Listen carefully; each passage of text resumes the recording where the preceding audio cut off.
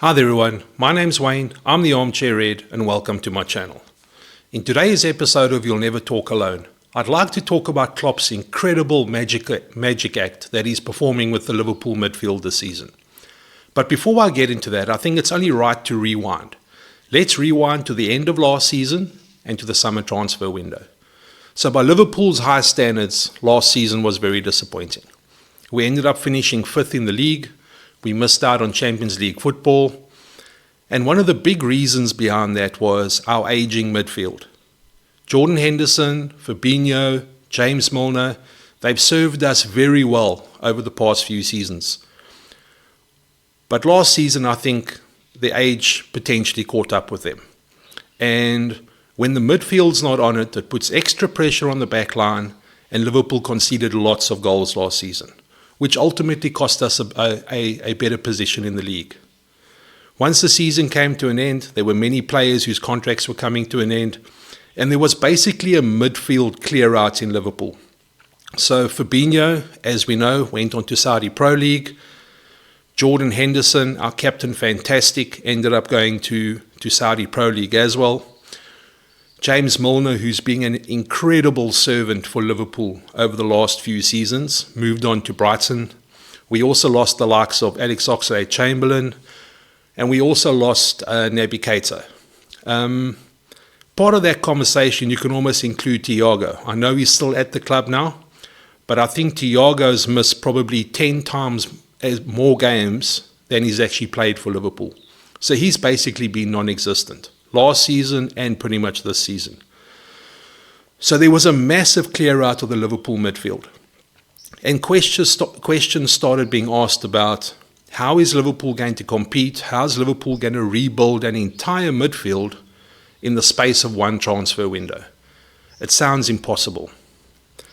If we look at the transfer window, it actually started off very well for Liverpool. You know, we ended up signing Alexis McAllister from Brighton for around £35 million.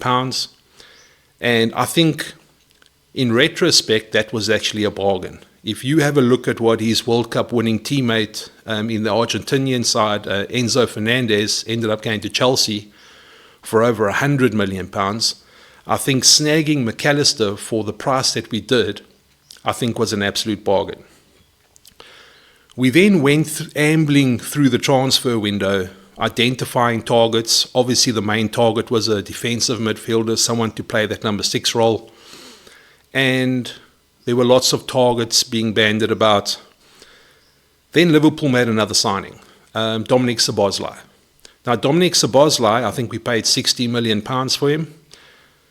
Let me say it right now. Dominic Szoboszlai is going to be an absolute Rolls Royce of a midfielder. He is our next Steven Gerrard. We paid $60 million for him. He came from the Bundesliga. He has pedigree already. Even at his age, he's the captain of the Hungarian football team. And if you look at some of the highlight packages and the potential that this guy has, it was a very shrewd signing by Jurgen Klopp. The problem, however, he was another attacking midfielder. And the question kept being asked, what are we going to do to fulfill that number 6 role? There was a lot of talk about Lavia, the young Southampton midfielder. Southampton had been relegated. They were selling off some of their big players. And the whole transfer window was carrying on about Liverpool targeting Lavia. Southampton wanted 50 million for him. Liverpool didn't think that was the right price, and fair enough to them. And then suddenly, Chelsea bid for Moses Caicedo from Brighton. And out of nowhere, Liverpool put in a bid of over £100 million for Caicedo, which is entirely out of Liverpool's character. Liverpool don't go and spend 110, 115 million pounds on players. We buy players young or players with potential, and we turn them into 100 million pound players. So that was very much out of character from a Liverpool point of view. In a way, I'm happy we didn't end up getting him, because ultimately we would have almost been going against our principles in terms of how we operate in transfer windows.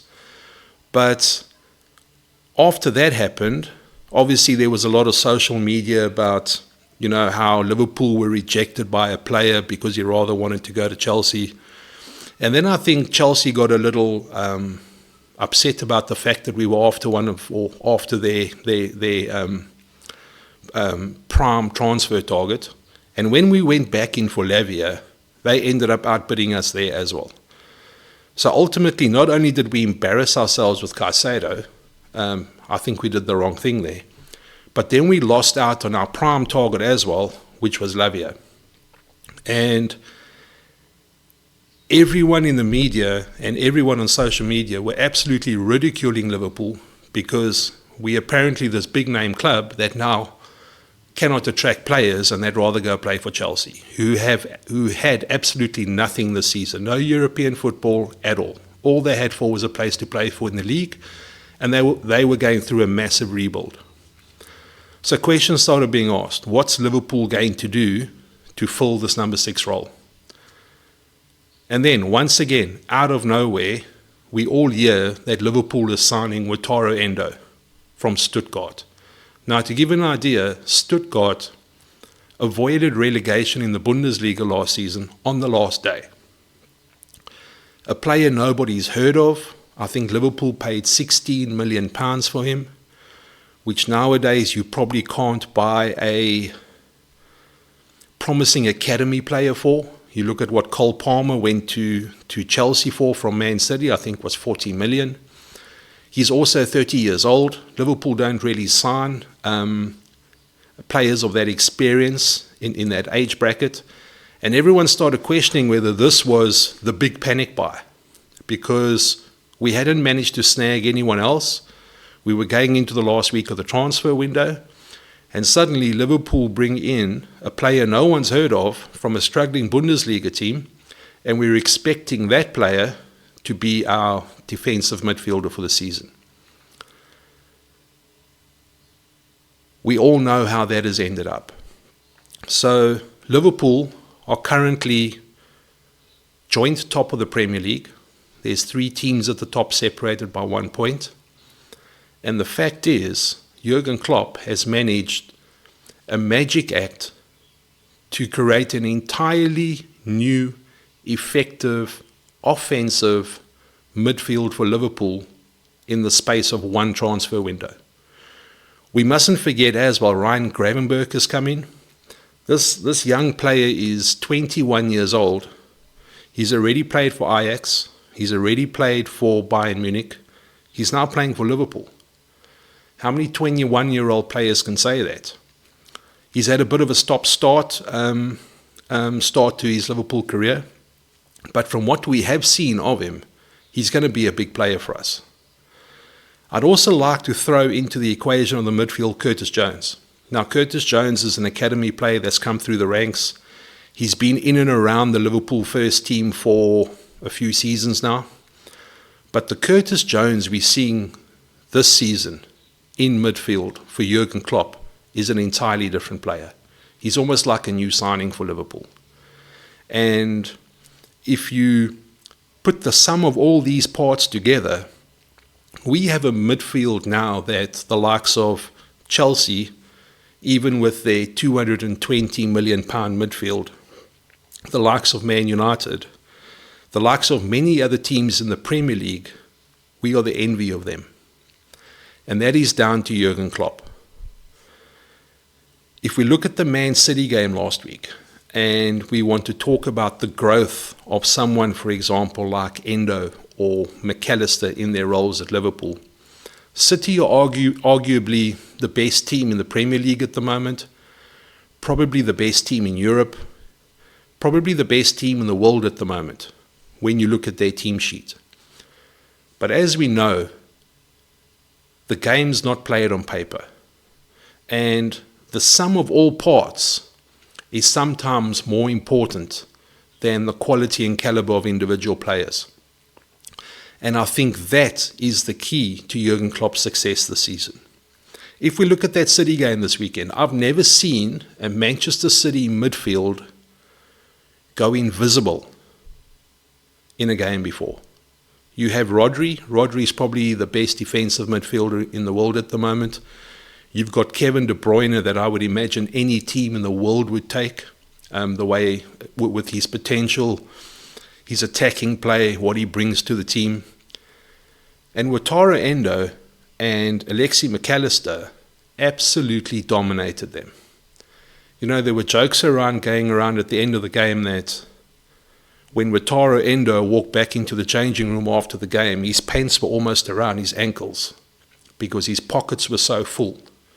In the one pocket he had Rodri, in the other pocket he had Kevin De Bruyne. The fact that an anonymous £16 million signing from a relegation-threatened side in the Bundesliga that nobody knew about could absolutely dominate a game against Rodri and Kevin De Bruyne is absolutely incredible. And I put this down to one man. I put this down to Jurgen Klopp. It's still really sad that he's going to be leaving the end of the season, but it's Klopp that instills the confidence and the mentality in these Liverpool players. They all know what they need to do. They all know their role within the team, to the point where you can take one player out, slot another player in, and they know exactly what they need to do. And yes, the players have something to do with it as well, because I think half of the mental battle is the player themselves. But when you have a manager like Jurgen Klopp, who is the circus master almost, controlling everything that happens within that squad, on the training pitch, on the field, it's so easy for these players to come in, fit into their roles, and absolutely flourish. If we had to sell Endo tomorrow, we'd be getting 3 times what we paid for him. If we had to sell McAllister tomorrow, we'd be getting 3 times what we paid for him. That is just the legacy of Jurgen Klopp, where he takes average players or players with potential into Liverpool Football Club and turns them into legends. And Wataru Endo is on his way to becoming a legend. So is Alexi McAllister. So is Dominic Szoboszlai. So I know I was probably being a bit dramatic when I said it was a magic act, but if you asked anyone at the start of the season, with all the problems Liverpool potentially had in their midfield, where they would be this season, no one would have told you that with 10 games to go, they'd be joint top of the Premier League. I certainly wouldn't have thought that. I would have thought we were more probably challenging to get back into the top 4 for some Champions League football again. But the miracle that Jurgen Klopp has performed with this midfield this season has been absolutely incredible. I just wanted to highlight that. And just before I sign off on the video, we've spoken about the midfield and the magic act that Jurgen Klopp's performing there. But behind the scenes, Jurgen Klopp is currently busy with another magic act. You look at our backline.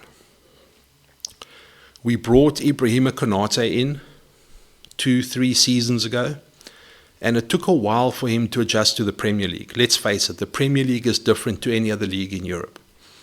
He was young, he was a little bit raw, but this season we've seen Konate's true potential. He is the heir apparent to Virgil van Dijk. You know, Van Dijk is still a great player, but there's going to be a day where Van Dijk's not going to be there anymore. And I think the investment ahead of the curve that Jurgen Klopp has done with Ibrahima Konate, for example, has been very shrewd. If you look at the way he's marshaled strikers this season, I almost think he's been better than Virgil van Dijk this season. And that's saying something, because I think Virg has had an incredible season. We then look at some of the other positions in the back line. Yes, we weren't planning to have an injury to Trent Alexander-Arnold, but the fact that Conor Bradley has stepped into that role, and it's almost like we haven't missed Trent, is an incredible testament not only to Conor Bradley himself, but to Jurgen Klopp for having the faith in a player that young. I venture to say that Conor Bradley, at his at his current age is better than Trent was at the same age. And that's saying something. So there you have Connor Bradley as the potential heir apparent to Trent. Not that Trent, I think, is going to be going anywhere, but I think Trent's future role at Liverpool lies in midfield. And to have a ready-made replacement, a Trent 2.0, for another way of putting it, I think is brilliant from Jurgen Klopp's point of view. And then we look at Jarell Quansah. I must admit, I didn't know a lot about Jarell Quansah at the start of the season. You know, we had injuries to Joel Matip. Klopp doesn't seem to want to play Gomez in that central midfield role, central defensive role, sorry. And this youngster steps into the team and absolutely blows everyone away with his confidence, his skill, his maturity. Obviously, it helps that you're playing alongside experienced players like Virgil van Dijk, because they develop you as you go along. But we've gotten to a point in the season. You look at the Man City game we had last week. Jarell Quansah was named in the starting lineup, and nobody raised an eyebrow. Yes, we acknowledged it was going to be tough against the likes of Foden and Haaland, but he stood his ground. He performed brilliantly, and he's not even 20 years old yet. So back to my original point. Klopp has performed this incredible magic act with the Liverpool midfield this season. But let's not lose sight that I don't think that's his only magic act this season. We might see the fruits of the second act, maybe next year or the year after that. But this man is incredible. Excuse me. He's constantly thinking ahead. He's constantly looking at continuation within the team. He's constantly looking at the development of the team. And what's also important is he takes the development of youngsters very seriously. There's a lot of Premier League clubs that have incredible academies, but they don't let those young players take that final step into the first team to start developing themselves even further. Klopp doesn't give a shit. Klopp's of the opinion if they're good enough, they're old enough. And that's what I really respect about what he's done this season. So guys, I just wanted to have my say on this, because the more I think about it, the more incredible I think it is what Jurgen Klopp's performed this season. But also it reinforces how much we're going to miss this man going forward.